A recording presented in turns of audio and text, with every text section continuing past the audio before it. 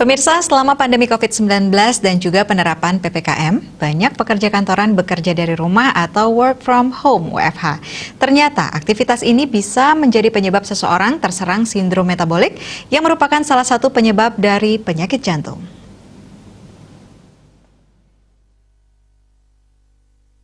Menurut Divisi Endokrin Program Studi Ilmu Penyakit Dalam RSUP Sangla, Rionaldo, sindrom metabolik ini merupakan suatu kumpulan faktor risiko metabolik yang berkaitan langsung terhadap terjadinya penyakit kardiovaskuler arteriosklerotik.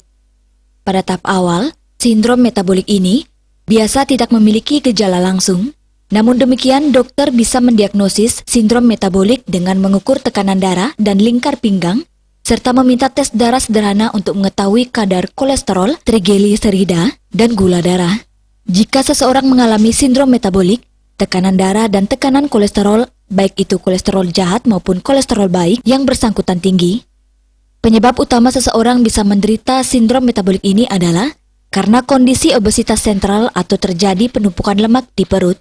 Menurutnya, sebagai aturan umum, jika lingkar pinggang di atas 90 cm atau lebih, untuk laki-laki atau 80 cm atau lebih untuk perempuan, maka perlu dilakukan pemeriksaan.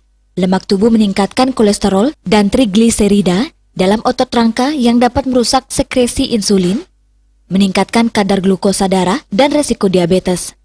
Yudi Karnaidi, Bali Pos melaporkan.